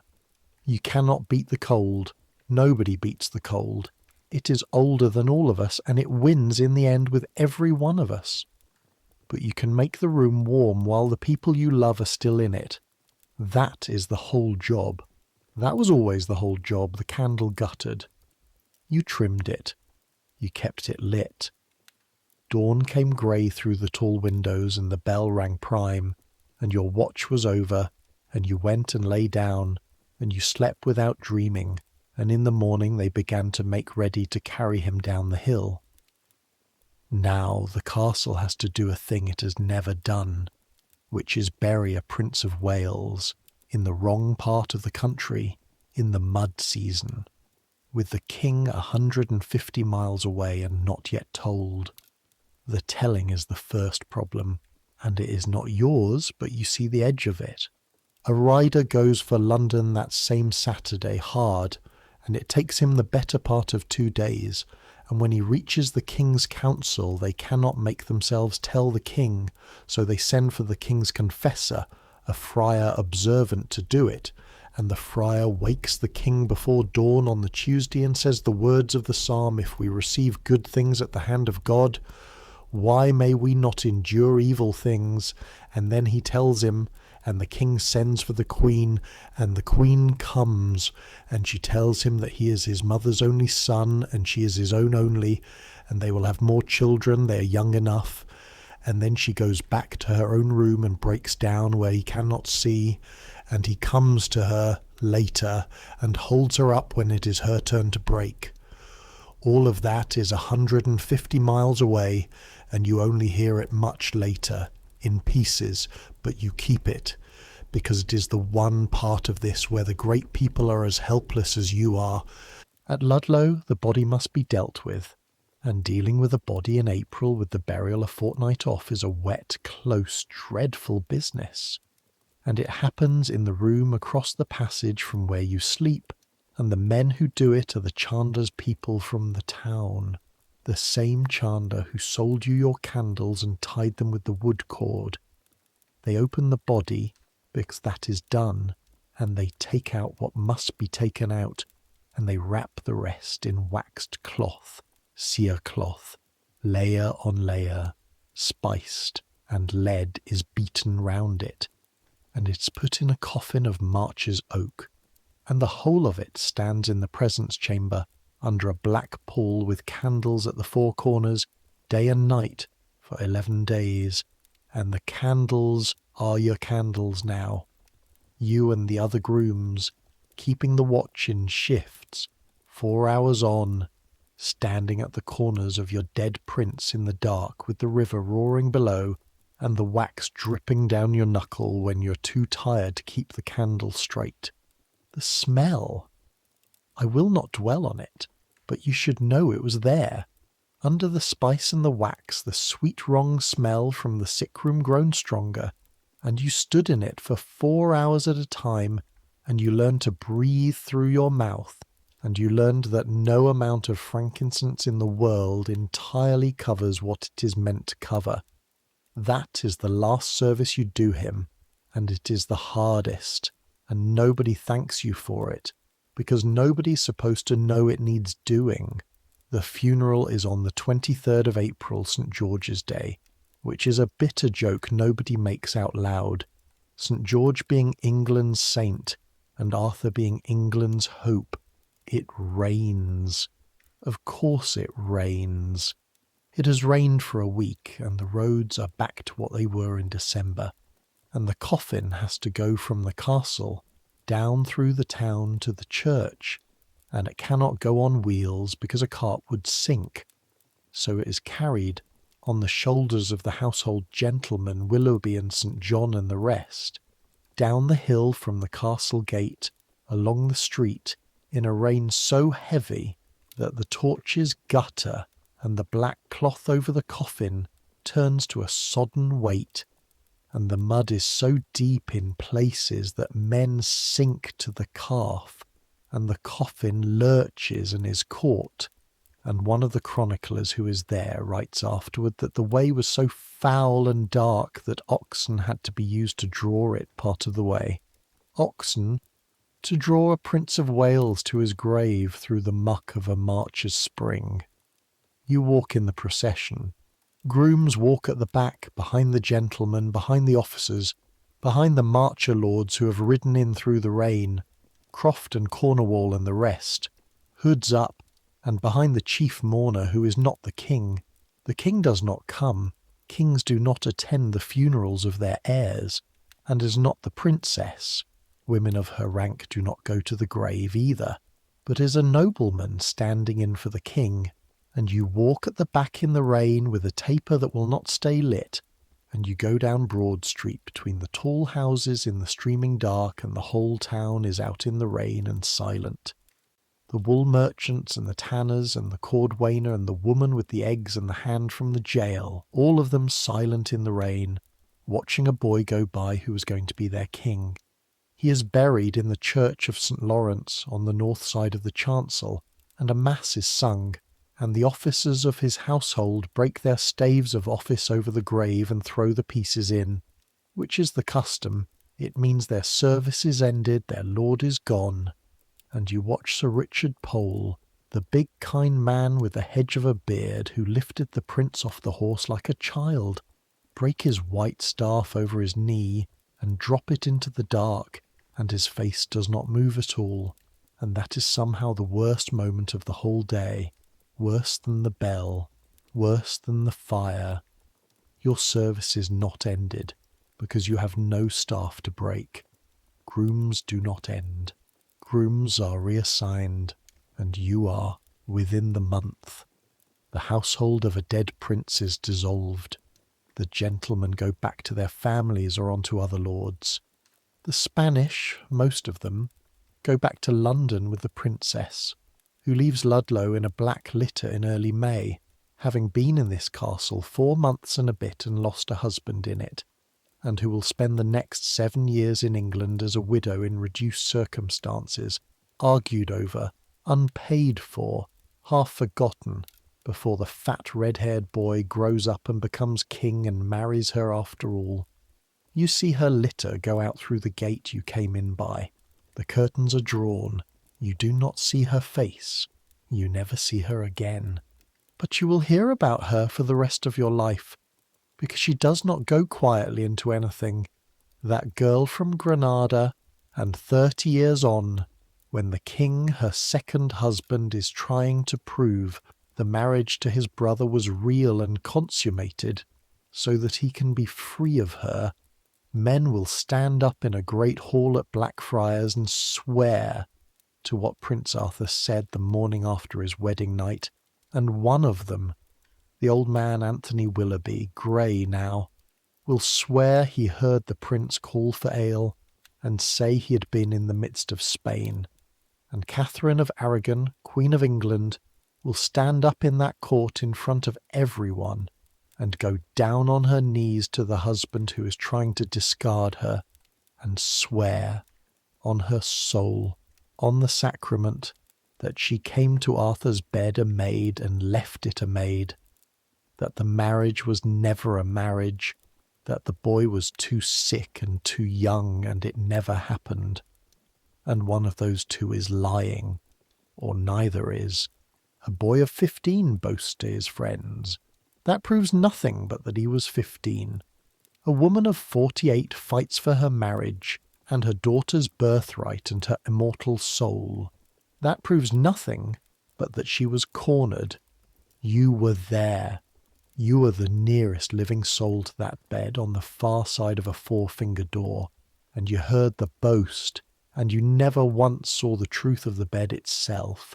And the honest answer, the only answer you have, is the one Roland taught you your first morning.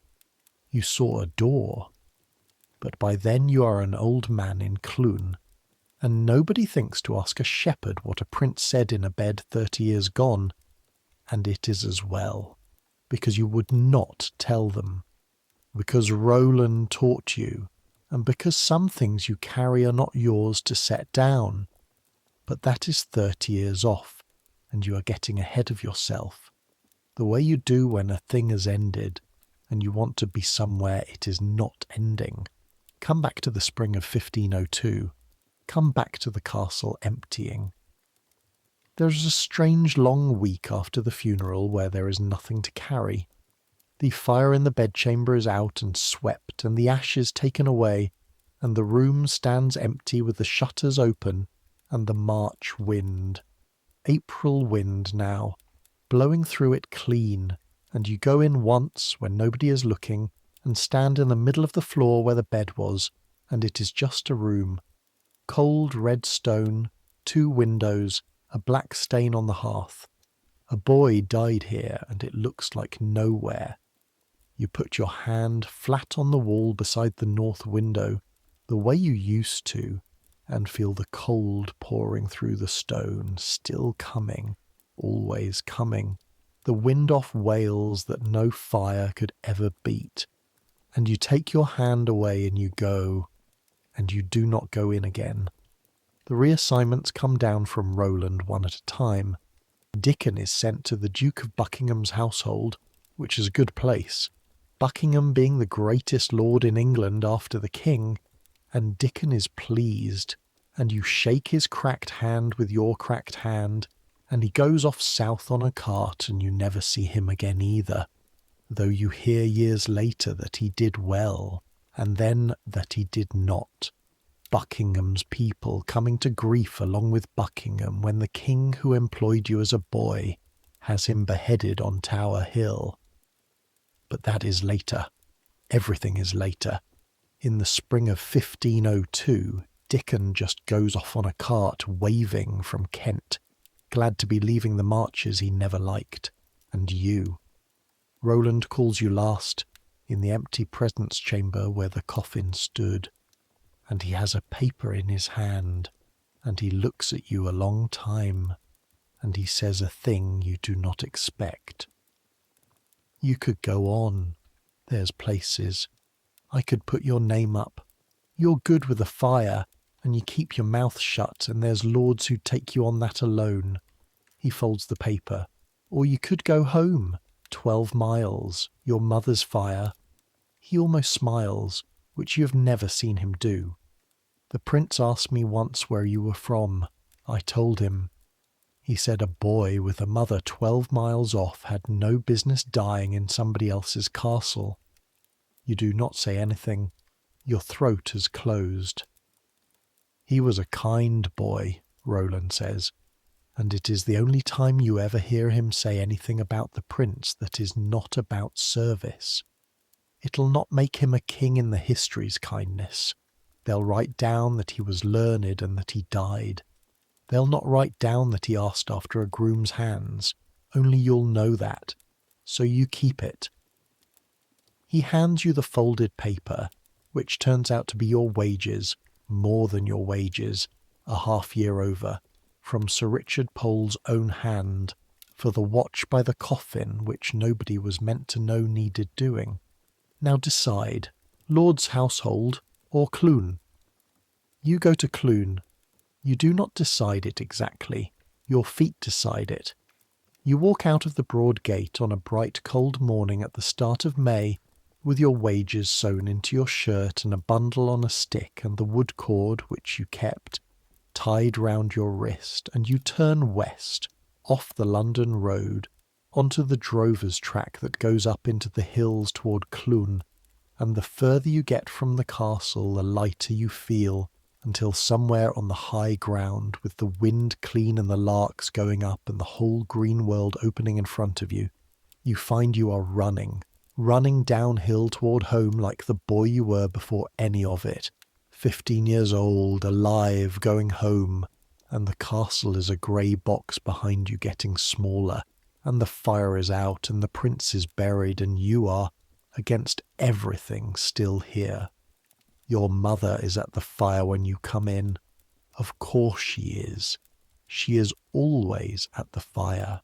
She looks up and does not know you for a moment, because you left a boy and you have come back something else, older in the face, harder in the hands, and then she does know you, and she says your name, and you cannot answer, and she comes across the room and takes your hands in hers, both of them, and turns them over, and looks at the cracks that have healed into white scars across the knuckles, and she says, the way mothers do, going straight to the smallest true thing, what did they do to your hands?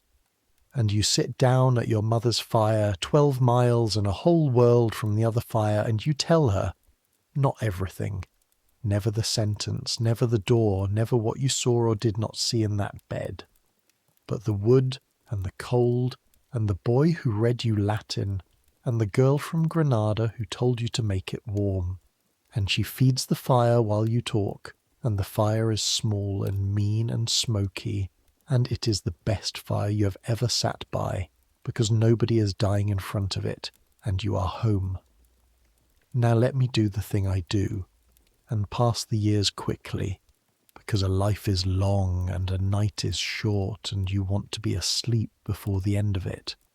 You do not go back into service. You stay in Clun. Your father is glad of the hands, cracked or not, and there is always work on a hill farm for a strong young man, and you are strong, The castle made you strong, all that wood, all those stairs. You take to the sheep the way you took to the fire, patiently, without hurry, watching. You're good at the lambing, better than your father, because you have a gentleness with the struggling animal that he never had, and that you learned, though you never say so, in a gold room at the top of a tower, holding a bowl for a boy's blood. The seasons turn and turn.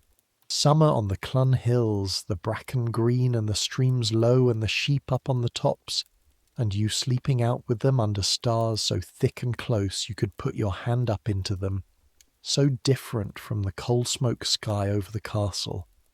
Autumn, the bracken going gold and then brown, the ram put to the ewes, the wool sold down in Ludlow to the same merchants whose tall houses you walked between. Though you do not go into the castle, you never go into the castle. You sell your father's wool in the market square, and you look up at the grey walls once, and then you go home. Winter, the hard one, the one that killed the prince. Snow on the tops, and the ewes brought down, and the fire going day and night. And you the one who keeps it now, who wakes in the dark and works his stiff hands finger by finger and builds it up. Always the one who builds it up. Some habits do not leave you. And spring, the lambs coming, the mud, the larks, the whole thing beginning again. You marry. Her name is Alice, and she's a Clun girl, the smith's daughter, and she has a laugh like water over stones and hands as strong as yours, and you marry her in the little church at Clun, not the great tower at Ludlow, a small dark Norman church that has been there since before the castle, and you are happy, in the plain way of people who do not expect very much and are given enough. You have children. Some live, some do not, because that is the age, and each one you lose you bury in the Clun churchyard and stand over in the rain and think, without wanting to, of a boy carried down Broad Street through the mud on St. George's Day, and you understand something then about the king 150 miles away that you could not understand as a groom of 15, which is that grief does not care what is on your head, crown or nothing. It is the same weight, it comes in the same door. The ones who live, you raise. And on winter nights, when the fire is built up and the wind is off the hills and the children are meant to be asleep in the loft, sometimes one of them will call down, tell about the prince, tell about the castle, and Alice will look at you across the fire, because she knows the parts you tell and the parts you do not, and you will tell them the parts you tell. The pageants in London with the wine running in the fountains, the little brother who laughed like a door slamming, the dog on the bed, the girl from Granada who smiled at a groom, the Latin read out by a boy's clear voice with the river roaring under it, and they fall asleep to it, your children, the way children do, and you sit on by the fire after, the last one awake, the keeper of it, and you think about how a thing you lived through has already become a story, smoothed by telling, missing its worst parts, missing the smell and the fire built for a corpse and the door you must never open, and you understand that this is what will happen to all of it, to the prince, to the marriage, to the whole business. It will become a story, and the stories will leave out the wood and the cold and the hands, which is why I am telling you the wood and the cold and the hands. Now the years, and let them go faster, the way they do. The king who lost his son that spring does not fall apart not where the country can see. Within a year he is trying to arrange new marriages, for himself even, a widower now, the queen dead the next winter, bearing him one more child who does not live either, so that the man who began 1502 with a wife and 2 sons ends 1503 with 1 son and no wife, and that 1 son is the fat red-haired boy who laughed like a door slamming, Who is Prince of Wales now? Who is Henry, and who will be Henry VIII? And who is even now being wrapped in cotton wool and watched every hour, because he is all that is left of the line, and the king will not risk him on the Welsh border. Henry never goes to Ludlow. Henry is kept close and spoiled and made much of, and grows up into the most dangerous man in England.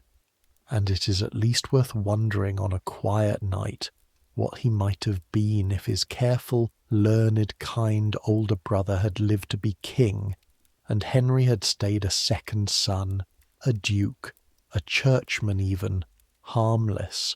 But Arthur died in the cold room at Ludlow, and Henry got everything, the crown and the Spanish widow both, and the world we have is the world that death made.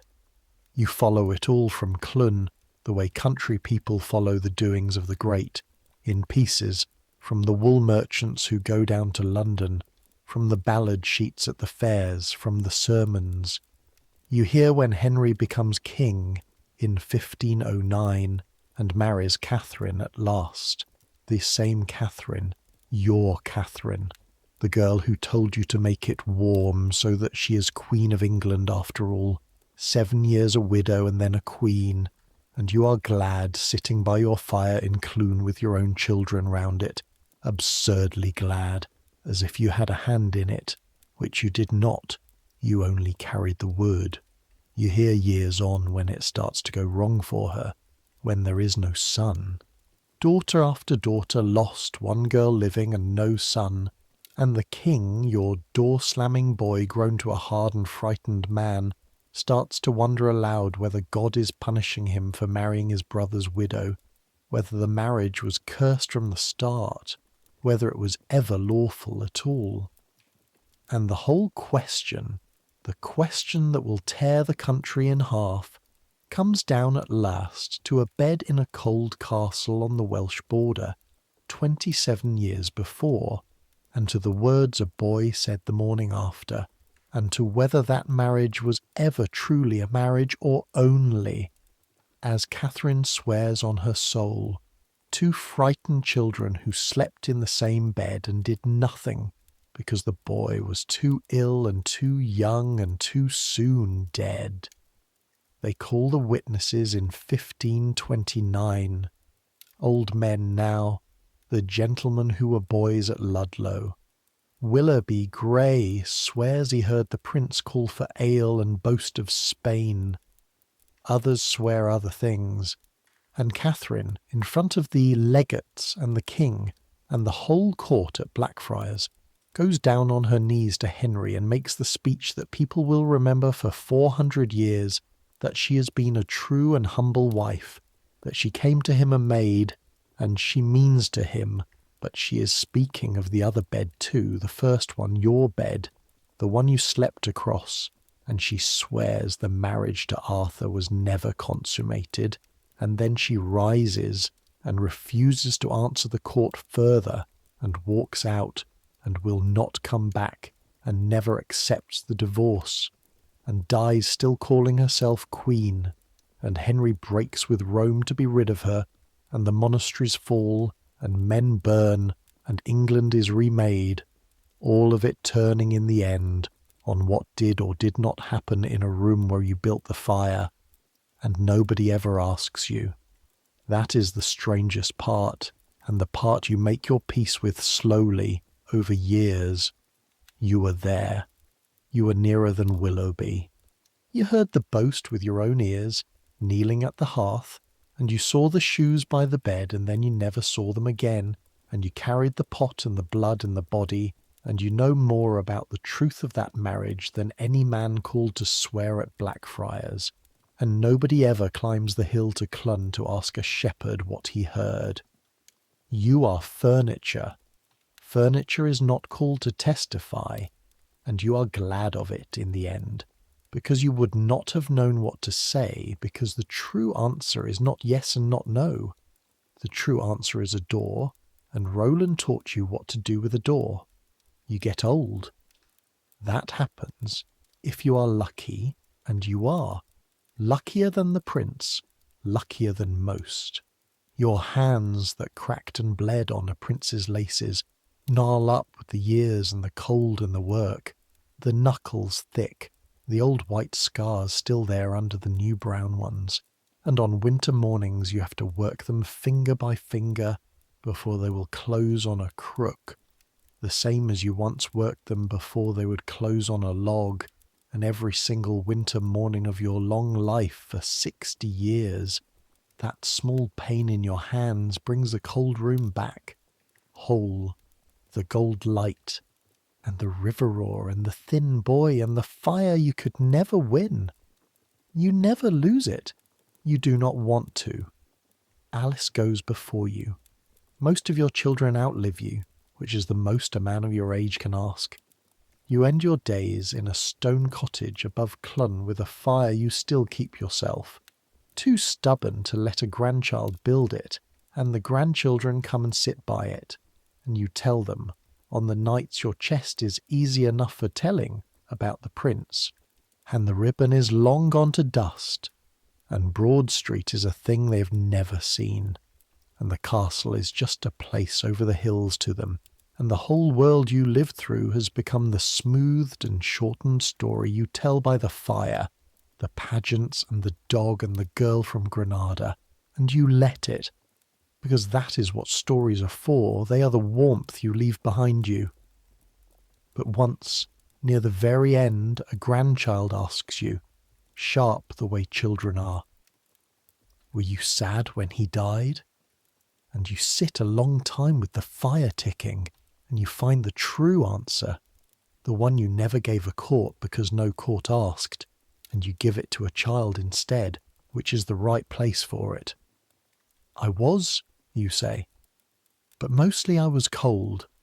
You forget that after. How much of the sorrow was just the cold? And the child does not understand, and that is right. And you build up the fire, and you go on. Centuries will pass. The castle you carried wood through will lose its roof. The great chamber block where the prince died will stand open to the March's sky. The floors gone, the fireplaces you fed hanging halfway up a bare wall with nothing under them, and grass will grow in the great hall where the Christmas ball was carried in, and people will pay a few coins to walk through the ruin on a summer afternoon, and stand in the roofless room and read on a little sign that a prince died here, and feel, most of them, nothing at all, because it is a long time ago and the sun is out and there is an ice cream van in the outer bailey. The church tower will still stand. St. Lawrence, the tallest thing for 20 miles, the wool merchant's finger pointing at God, will still be there. And inside, on the north side of the chancel, there will still be the place where they laid him. And long after your time they will build a little chapel tomb over it, a monument, and put up his badges, the 3 feathers of the Prince of Wales, the ostrich feathers with the motto that every Prince of Wales still bears, and people will look at it and know the name Arthur, and not know the wood, or the cold, or the hands, and that is all right. That is how it should be. The wood was never meant to be remembered. The girl from Granada will become one of the most famous women in the history of the world, and it will be almost entirely because of what happened after your part ended. The long fight, the divorce, the break with Rome, the daughter who became a queen herself, and hardly anyone who knows her name will connect it to a cold 5-month marriage in a border castle, to the boy she buried at 16, to the fire a groom built because she asked him to make it warm. But that was the beginning of all of it. Everything she became because a thin boy died at Ludlow in the spring and left her a widow in a strange land. The world turns on the cold rooms as much as on the warm ones. The road you pushed carts through will be paved and paved again, and cars will go up it at speeds you could not dream, past the field where the ox pulled the coffin through the mud, and nobody driving it will know. The Clun hills will not change. The larks will still go up. The sheep will still be brought down before the snow. Somebody will still wake in the dark on the cold farms and work their stiff hands finger by finger before building up the fire, because some things do not change, however many centuries pass. The cold does not change. The work of keeping warm does not change. The love of a mother turning her grown child's hands over to see what the world did to them does not change. And the need for rest at the end of a hard day does not change either. So let it come now. Let it come the way it came to you on your pallet across the bedchamber door, after the wood was carried and the fire was built and the prince was breathing slow behind the oak, when there was, for a few hours, nothing left to carry and nothing left to fear until the light. Let the wood be carried. Let the fire be built. Let the last of it be done. You are warm enough. You have carried the last load. Your hands are cracked and your shoulder is bruised and your back aches from the stair, and none of that matters now because the carrying is finished for today, and tomorrow's carrying is tomorrow's, and there is nothing between you and the morning but sleep. Let the wind go on booming against the north wall. It cannot reach you. Let the river go on roaring below the cliff. It is only water, and you are dry and warm and lying down. Let the bells ring the hours through the dark, prime and none of the rest. Let them ring for other people's waking, not yours, not yet. Somewhere the great people lie in their great cold rooms, the prince in his gold hangings, the king 150 miles off in his, all of them watched, all of them wanting something from each other's bodies, none of them able to sleep the clean flat sleep of a boy who has carried wood all day and has nothing left anyone can take. But you can. That is the one wealth a groom has over a prince. You're tired in the body, honestly tired the way the hills are old, and that kind of tired is not a burden. It is the door to sleep, and it is standing open. Let your hands unclench. They have held a poker and a bucket chain and a bowl of blood and a dying boy's laces all winter, and they can let go now. Feel them open, finger by finger, the way you open them in the cold morning, only this time there is nothing to grip, only the loosening, only the warmth of the fire on the palms and the letting go. Let your shoulder ease off the groove the sling wore. No more loads tonight. The last one is carried. It is stacked against the wall, and it will keep till morning, and morning is a long way off. Let the sounds go soft. The wind, the river, the bells, the breathing of the boys around you in the dark, all of it running together into one low sound with no edges. The sound a castle makes at the deepest part of the night, when even the watch has gone quiet. The sound of a great stone thing holding its handful of sleeping lives safe through the dark. Centuries will pass, and the castle will fall, and the fire you kept will be cold stone under an open sky. But that is centuries off. Tonight the fire is banked and glowing, and the room is as warm as you could make it, and you made it warm. That was your whole gift, and you gave it, and there is nothing left to do but lie in the warmth you made and let it take you. The prince is asleep behind the door. You can hear him breathing slow and even one of the good nights, and while he breathes slow you can rest. That is the deal. That has always been the deal. You rest when he rests. So rest. He is easy tonight. The cough has let him alone. The fire will hold till dawn. You checked it. You always check it. Your eyes are closing. Let them. There is nothing to watch for that the dark will not watch for you.